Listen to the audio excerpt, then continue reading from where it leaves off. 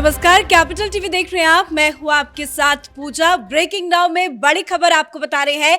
UCC पर PM Modi के बयान के बाद से ही देश में राजनीति गर्म है और बड़ी खबर ये सामने आ रही है कि अरविंद केजरीवाल ने यूसीसी का समर्थन कर दिया है। आम आदमी पार्टी का कहना है कि देश में यूसीसी को लागू करना चाहिए और आर्टिकल 44 भी यही कहता है। इसके लिए सभी राजनीतिक दल और अलग अलग धर्म के संप्रदायों से बातचीत करने के बाद इसे देश में लागू करने की जरूरत है। तो यूसीसी पर विपक्ष में अब दो फाड़ नजर आ रहा है और इस बड़ी खबर पे मेरे साथ न्यूज रूम से जुड़े हुए हैं कैपिटल टीवी के editor in chief doctor Manish Kumar. अचानक से ये अरविंद केजरीवाल को क्या हो गया? देखिए, कल हम लोगों ने प्रधानमंत्री के बयान के ऊपर हमने प्रोग्राम किया था। उसमें हमने कहा था कि एक ऐसा खेल प्रधानमंत्री मोदी ने खेल दिया कि विपक्ष तो कंफ्यूज हो जाएगा, भाई किधर किसको रहना है। ये पटना में जो गलवैया हो रहा था ये तो ख़त्म।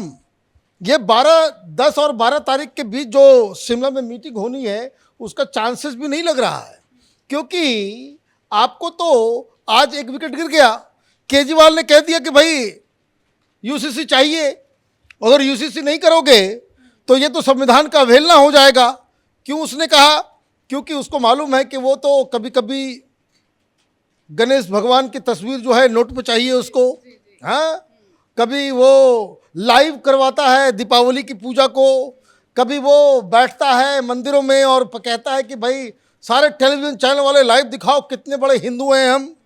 तो आप दो नाव पे पैर रखोगे तो भारतीय जनता पार्टी एक से एक चाल ऐसा खेलेगी कि दोनों नाव जो है दो अलग अलग डायरेक्शन में जाएगा और आपकी फजियत हो जाएगी। केजरीवाल जंप कर गया।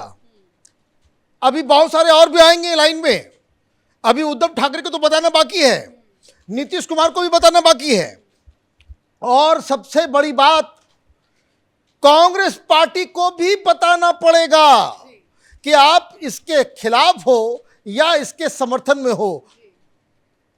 कांग्रेस पार्टी फूक फूक के बयान दे रही है, कह रही है कि देखिए ये तो छलावा है। ये प्रधानमंत्री मोदी जो है इलेक्शन के समय इस तरह की चीज़ों को उठाते रहते हैं। जब उत्तराखंड का इलेक्शन था तो बीजेपी ने उठाया था। ये इस तरह की बातें सिर्फ चुनाव के लिए करते हैं, इसमें कोई दम नहीं है। ये नहीं कह रहे कि यूसीसी के खिलाफ हैं वो। अगर यूसीसी का बिल अगर पेश किया जाएगा तो कांग्रेस पार्टी इसके विरोध में वोट करेगी। ये कहने की हिम्मत इन पार्टियों को नहीं है। कहेगा कौन? तो ममता। कहेगा कौन? लालू। कहेगा कौन? ये मुलायम सिंह के बेटे। ये जो हार्डकोर मुस्लिम वोट बैंक के ऊपर अपनी राजनीति का दुकान चलाते हैं, तो ये राजनीति की दुकान जो है वो खुल गई, मोहब्बत की दुकान बंद हो गई। और इसीलिए ये जो एप्रीहेंशंस जो किए जा रहे हैं, अभी देखिए क्या हुआ। पिछले 24 घंटे में प्रधानमंत्री के बयान के बाद से कोलाहल, हाहाकार मचा हुआ है। क्यों हाहाकार मचा हुआ है? क्योंकि all India Muslim personal law board, उन्होंने कल रात में एक इमरजेंसी मीटिंग की और ये कहा कि हम लॉ कमीशन के सामने जाएंगे। और मैं आपको बता दूं, लॉ कमीशन की तरफ से जो उनके चीफ हैं जस्टिस ऋतुराज अवस्थी, उन्होंने अभी ताज़ा बयान दिया है कि अब टाइम आ गया है कि देश में यूनिफॉर्म सिविल कोड हो, और बहुत अच्छा रिस्पांस मिल रहा है। बाकायदा उन्होंने एएनआई को इंटरव्यू देते हुए बयान दिया कि they have got a huge response over uniform civil code after the communication of the notice by law commission. Till yesterday we have received 8.5 lakh responses. 8.5 lakh responses. ये रिस्पॉन्स किस लिए? लॉ कमीशन ने एक नोटिस जारी करके कहा था कि 30 दिन का वक्त है, आप अपने अपने सजेशंस दें जिसके ऊपर हम लोग वर्क करेंगे। और वो एक क्राइटेरिया भी होता है कि आउट ऑफ द ब्लू जाकर के आप कोई कानून लेकर के आ रहे हो तो उसका टाइम है या नहीं है। तो ये जो 8.5 लाख जो रिस्पॉन्स है वो अपने आप में बता रहा है कि आप कि देश की जनता एक यूनिफॉर्म सिविल कोड खोज रही है। अब तो ये सारी चीज़ें तो हो रही है, लेकिन ये जो मुस्लिम पर्सनल लॉ बोर्ड, और पता नहीं ये मुस्लिम पर्सनल लॉ बोर्ड को इन वामपंथियों ने और कांग्रेस पार्टी ने क्यों मुसलमानों का जो है एक रिप्रेजेंटेटिव बता दिया। भाई क्या है मुस्लिम पर्सनल लॉ बोर्ड? ये कोई संवैधानिक संस्था है या गवर्नमेंट के द्वारा रिकॉग्नाइज संस्था है? खामखा आप जो है कट्टरपंथी मौलानाओं को आप देखिए, उसमें जो तमाम मेंबर्स हैं, ये बोर्ड ऐसा है जिसमें एक भी महिला नहीं है। बीच में कुछ साल पहले एक महिला को लाए भी थे ये लोग, फिर उसके बाद उनको बाहर कर दिया। भाई ये मसला महिलाओं के अधिकार का है और आप बैठ के डिसाइड कर रहे हो, ये दाढ़ी टोपी वाले ये तय कर रहे हैं मुसलमानों को, मुस्लिम बच्चियों को, मुस्लिम बहनों के भविष्य के बारे में, और उसमें कोई महिला ही ना। और इन्होंने क्या कहा है? इन्होंने कहा है कि हम अपना अलग यूसीसी तैयार करके लॉ कमीशन को देंगे, हमारा अलग होना चाहिए। तो ये पता नहीं ये लोग क्या बोलते हैं क्या। भाई यूनिफॉर्म सिविल कोड का मतलब ही है कि हर जाति, धर्म, रिलीजन, रीजन, कास्ट, क्रीड, सब के लिए एक कानून होगा। एक देश एक कानून, एक देश और एक कानून। ये अलग बीन बजा रहा है मुस्लिम पर्सनल लॉ बोर्ड। मुस्लिम पर्सनल लॉ बोर्ड कह रहा है कि हम अलग से अपना बना के देंगे। तो कह रहे हैं कि हम सड़कों पे भी उतरेंगे। हाँ, सड़कों पे उतरेंगे तो और ज्यादा अच्छा है, देश देखेगा भाई कौन किसके साथ है। भाई किसान उतरे, क्या हो गया? भाई ये जो सीए का प्रोटेस्ट हुआ, क्या हो गया?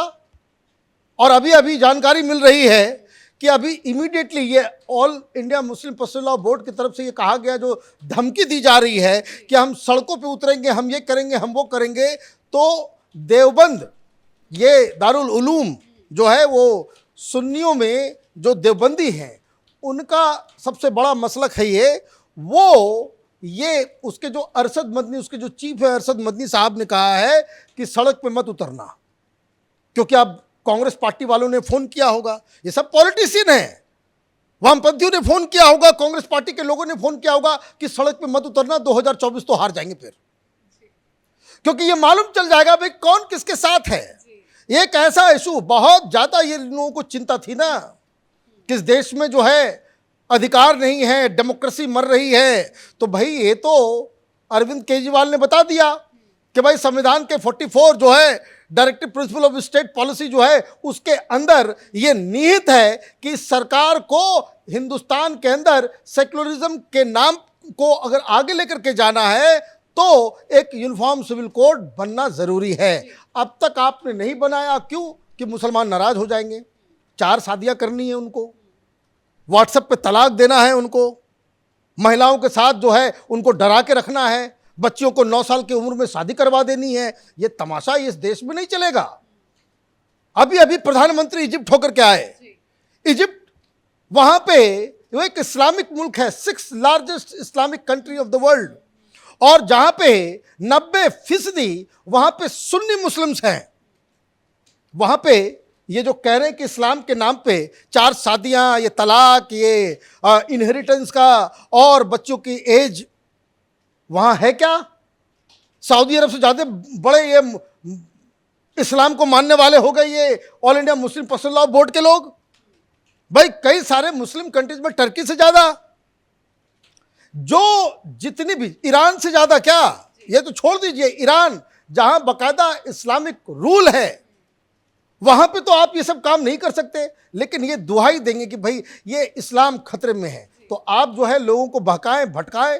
लेकिन मसला तो 2024 के चुनाव का है। ये एक ऐसा खेल है कि जिसमें जो उतरेगा, मोदी ने जो कह रहे दलदल बना करके फेंक दिया है, अब जो जो कूदेगा इसमें, जितना जो छटपटाएगा वो उस दलदल में उतना जाएगा। केजरीवाल दलदल में कूदना नहीं चाहते, इसलिए भाग के उधर चले गए। लेकिन जो दलदल में कूद पड़े हैं, इस तरह की बयानबाजी कर रहे हैं, उनका क्या? देखिए उनका कुछ नहीं होगा। ये तो एक तो बहुत ज्यादा जो, देखिए ये पॉलिटिकल पार्टीज जितनी भी हैं, इनको मुसलमानों से कोई लेना देना नहीं है। मुसलमानों से अगर इनको लेना देना होता तो आज मुसलमानों की स्थिति दलित से खराब नहीं होती। इन लोगों ने 75 साल तक मुसलमानों को बेवकूफ़ बनाया है, भावना भड़का के इनसे वोट गैदर किए हैं और इनके हाथ में कुछ नहीं थमाया। इसलिए तो आप देखिए सबसे ज़्यादा जो खराब कंडीशन है हिंदुस्तान में वो मुसलमानों की है। अब दिक्कत क्या है कि अब जब एक ऐसा प्रोग्राम आया है यूसीसी के बारे में, तो तो सारी, जैसे मैंने कहा कि ये पॉलिटिकल पार्टी सिर्फ चुनाव जीतने के लिए मुसलमानों के वोट का इस्तेमाल करती है, और इसीलिए जिन जिन नेताओं के कंस्टिट्यूंसी में जिन जिन पॉलिटिकल पार्टीज का आधार मुस्लिम वोट बैंक है, वो कहेंगे हाय तौबा, वो किसकी वजह से?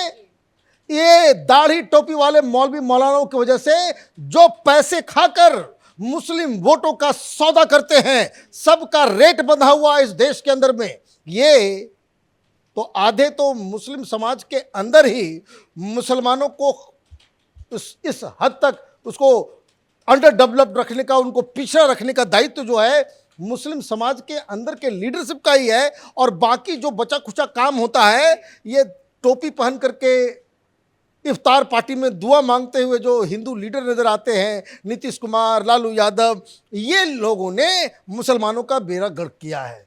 तो अभी ये जानना और समझना बाकी है कि मुस्लिम समुदाय में जो बच्चियां हैं, जो लड़कियां हैं, जो अपने पैर पे खड़ी होना चाहती हैं, वो किस तरीके से ये रूढ़िवादियों, इन कट्टरपंथियों का सामना करती हैं। धन्यवाद अपडेट के लिए।